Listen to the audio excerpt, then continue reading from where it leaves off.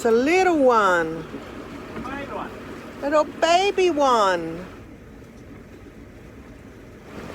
Through Magnus's perfect planning, we have passed the top of Cape Leveque, is it right? Cape Leveque? Yeah, the top of Dampier Archipelago, yeah. Top of that. Slack tide, so pretty smooth.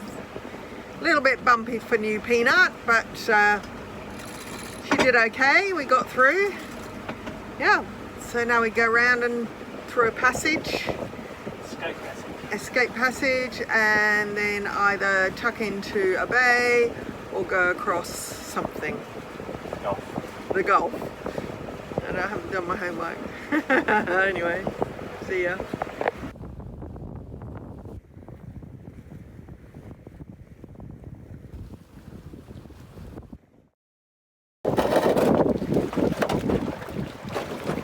Oh, I think it's attached.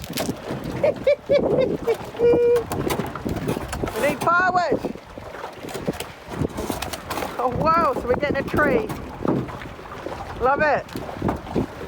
Nice.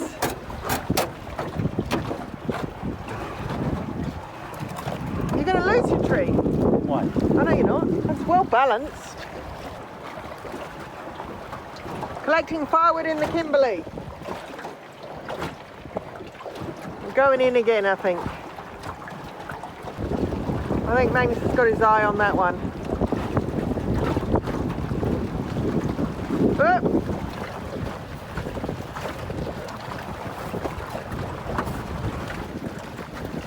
This is crazy.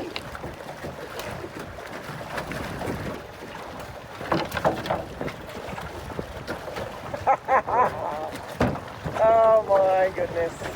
There's some good stuff up there.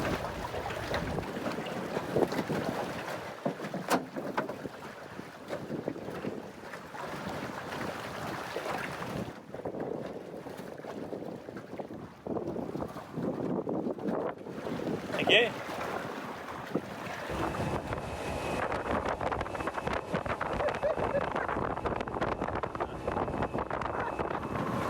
What's going on? Just dropping off some firewood for tomorrow's barbecue.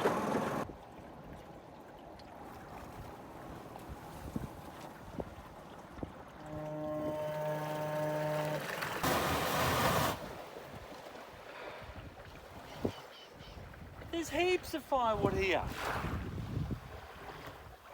Oh, well, now we've got 3 more pieces. Yeah. Is that heavy? It looks heavy. Yeah, big heavy.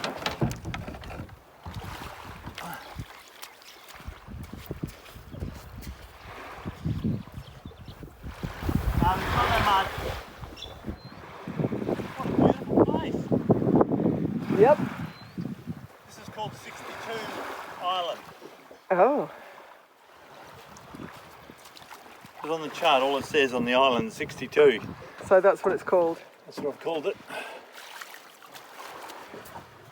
Wait.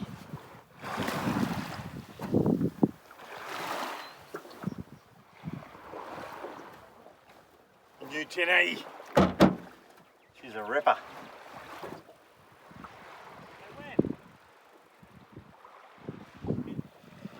Hey, Wen, can you hear it? I sure can. Serenity. It's right here.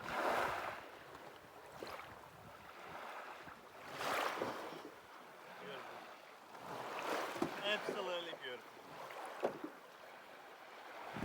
Wouldn't be dead for quids. Time for a beer and a bit of a poke around. Do I need to get out? Nah. You're a strong man.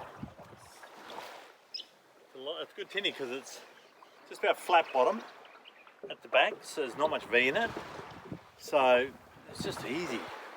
It's not as stable in rough water and it does pound a bit. But honestly, 90% of the tinnying we do is me standing in crocodile infested waters. Yeah, you better get in, talking to you guys. But 90% of the tinnying we do, is there such a verb? There is now. Is in flat waters. So might as well have the right tinny for the flat stuff. I always say. And only one thing goes better when tinnying, it's a goat. As they say, you know what they say about goat, don't you? Oh. Very enjoyable beer. This is just beautiful, this place. I'm so happy to be back in the Kimberley, you? Yes. The Kimberley's just got something special about it. Something special. Yeah. Alright, let's hang on, watch this. One finger. We'll find the button. Yeah. And the best thing about this motor is it has the electric arm option.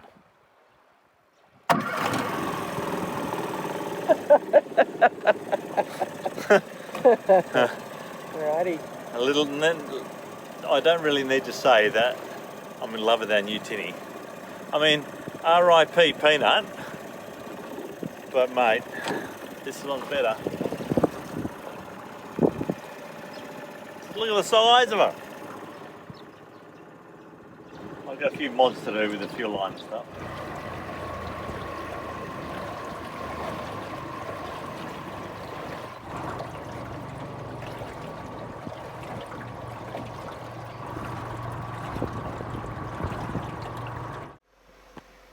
And where are we? Where exactly in the I haven't Kimberley? combed my hair or anything. It's like first coffee of the morning. Where are we? We are in, what's the name of this big bay? It's called, we're right next to Lochlan Island. The bay is called Cascade Bay. We are in the northern part of King Sound, north eastern section of King Sound. And day one of the Kimberley proper, like away from mainland's just around the corner, but away from civilized Kimberley. And that's where we are today. And we've got about 9 weeks before we have to catch an airplane from Darwin. So we've got 9 weeks to get to Darwin. And cyclone season's coming, so yeah, we'll get to Darwin in time, hopefully. So here we go. Right, we're the pointer here. We're anchored here at 67 Island, just anchored right there. So I thought today with the tinny we'd do a 10-mile trip. We'd go out here through this little pass. This is all unsurveyed waters, and then there's a possible anchorage in there that I want to check out, and then we'll come up and around the top here, check out another anchorage up in this corner, and then back down through this channel and back home. So I thought, nice little 10-mile trip. We just come out to explore. There's quite a bit of current around here, but look at the size of these mangroves. They must be so old. Look. They're massive. They've like got bells on them.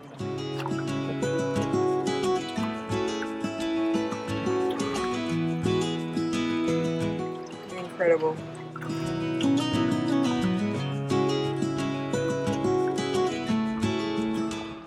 I'd love to know how old that is. Nutshells somewhere over there, way over there.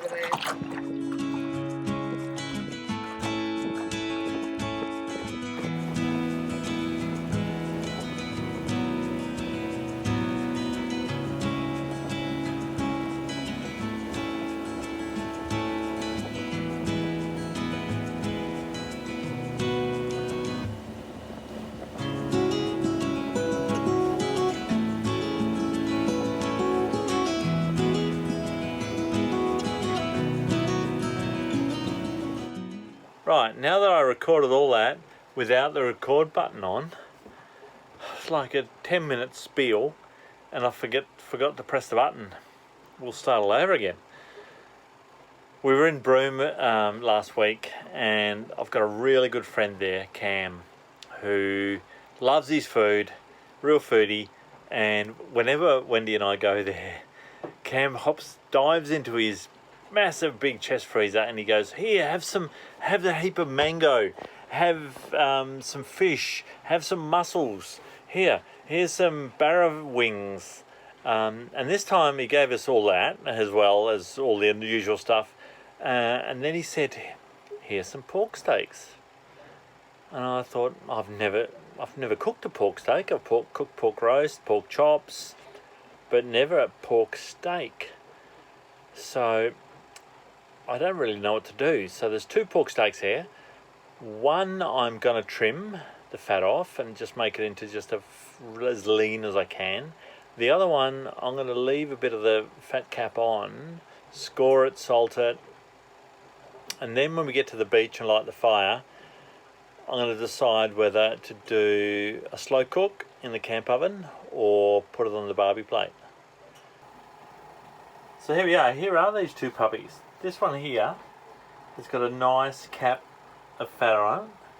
So I'm going to score that one and just rub in a bit of salt. I don't like to over season things, so we're just going to try a bit of salt. This one here I'm going to trim all the fatty bits off and just do it as a nice lump of steak because it's pretty lean. I know it looks fatty, but it is a pretty lean bit of pork.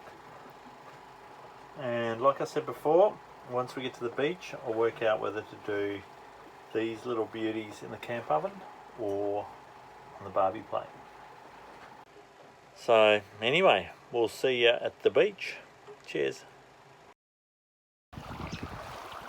We've just come in ashore here. Wendy's down there just about to unload everything. Come through the little thicket of mangroves. Main boat's out there. And tonight's dinner is going to be cooked over there. So there we go, eh? First things first. What's the first thing, doll? Well, we're going to get the fire going. And we're going to season our brand spanking new camp oven. What's in there? A very wet grill because it dropped in the water just as I was getting it out of the dinghy. This thing has travelled across Australia with us, I don't know how many times. And they're about $50 from you know where. And they're just incredible. Just so simple. You don't need all the fancy dancy stuff. You just need a little bit of a hot plate. Luckily there's no wind blowing, so I don't need to make a little windbreak. But I do need to get it on the even. I've been cooking in the bush for about 20 years for people. Up to, 30 people at a time. And it's 3 meals a day. And they always say, all the wood's wet and put some petrol on it. That'll get it going. No, all you need is the tiniest bit of dry tinder, and it's amazing how a wet wood will get going. Luckily here on these beaches there's no shortage of stuff to get a fire going. There just happens to be a couple of big trees that someone's put over here. So that's pretty handy. Never break firewood over your knee because you can easily dislocate your kneecap. Wendy's got one job. Keep an eye on the tinny. And look how fast the water's coming in, Dale. I don't want to go out where the crocodiles are. There are only little crocs here. Yeah, but they kill you.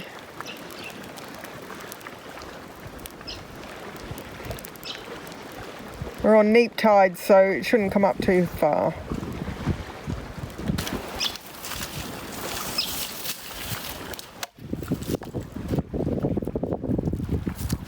You know what they call this?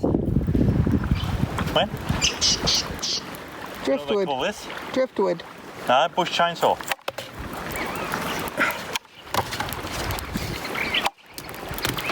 See? Yeah. Look at it, it's been perfectly eaten out by white ants. And that's how you get a didgeridoo.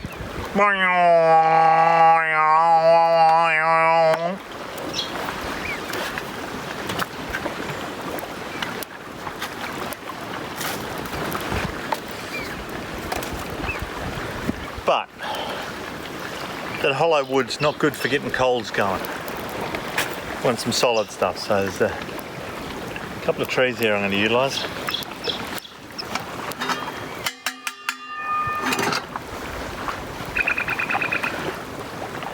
So I'm just preheating the camp oven here.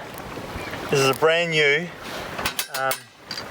Southern Metal Spinners camp oven. It's a little one, perfect for 2 people. And look at that, that's all the machine oil coming off it. So we're going to get it red hot to get all this machine oil off.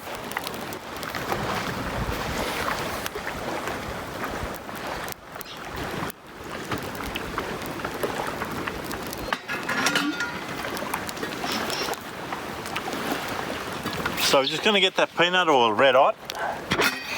So now it's hot enough. You can smell it burning in there. Just going to lift that off. Sit down there, let it cool. So again, instead of using a chainsaw, just get the old feeder.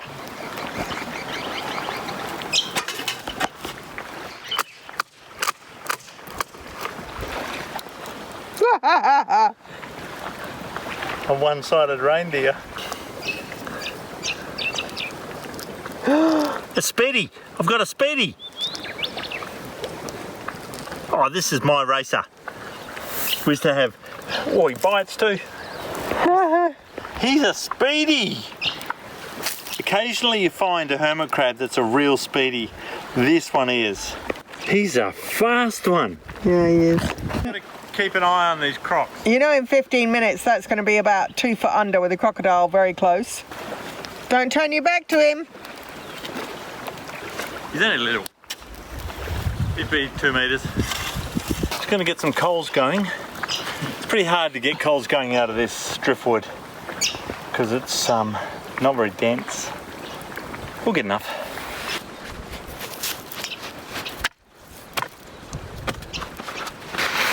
Problem is we've got intelligent wood. How hot is it, Wen? It's pretty warm. It's hot. It's, what's the month? What are we? October. October, first week of October. Yeah, it's hot. Today would have been 36, but muggy.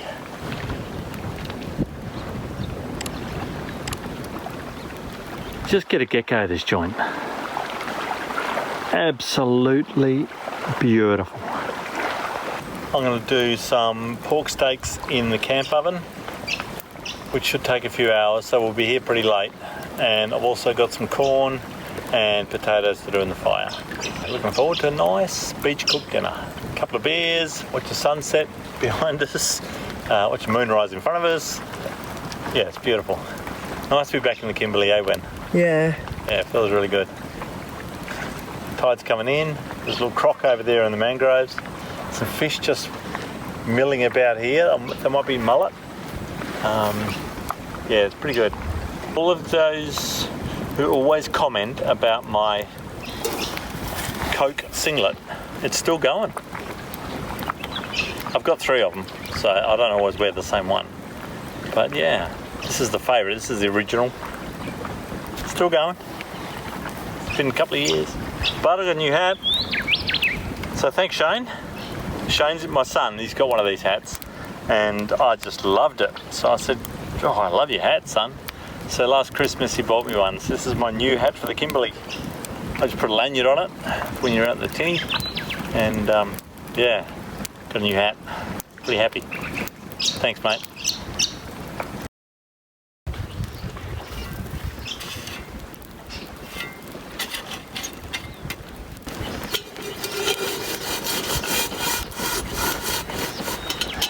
So I've got the lean one that I've trimmed right off. I've got one here for William, and I've got the one that I've salted and just dried that fat right off, soaked all the water out of it. Listen to that. And a little bit for William. There we go, they're just sizzling away in there, doing their thing. Let's see if these little puppies are sizzling. Oh yeah, listen to that. That is beautiful. In a couple of minutes we'll turn them over. Oh, look at that. Just going to put a few coals on the top. Smell-o-vision. Just going to let that sit there for an hour. We'll have another beer. Let's throw some spuds in. So we've got carrots, corn, potatoes and pork steak for tea.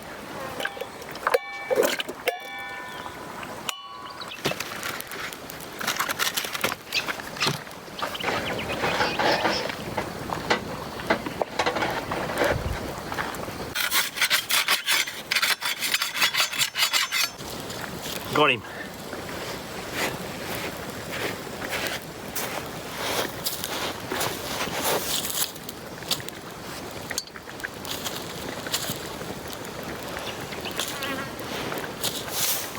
Put the corn in. We've got 20 minutes left of our cook.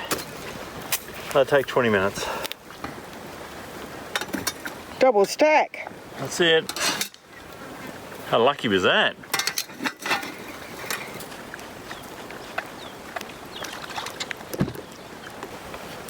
Keep your eye on the crock.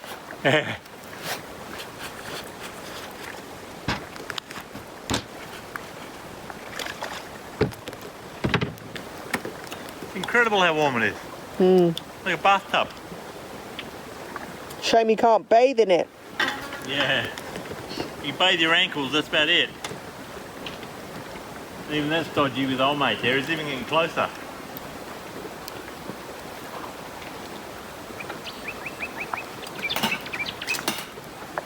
I haven't got a plan, I'm just walking around at the moment. So we've got to get all this hot food back to the boat somehow. I'm figuring pile it all in the camp oven. Wendy holds the camp oven all the way back to the boat without burning your hands, and then we eat it. You should see these little porks. Let's have a look. Oh, look at that. Beautiful. What was that Charlie Brown character that used to drag his blanket? Linus. Oh. You're taking a bit of heat out of it. No, just playing the sand. Oh. And coals and stuff. Alright, so that's the plan.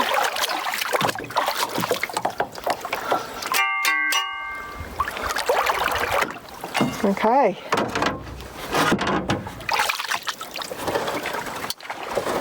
Let's do this. So we've come back to the main boat because I forgot everything. We've got the pork that I left the fat on and salted, and the pork that wasn't. A couple of spuds, a couple of corns. So let's see what this looks like. Oh, look at that. Let's get into it, Dal. Cool.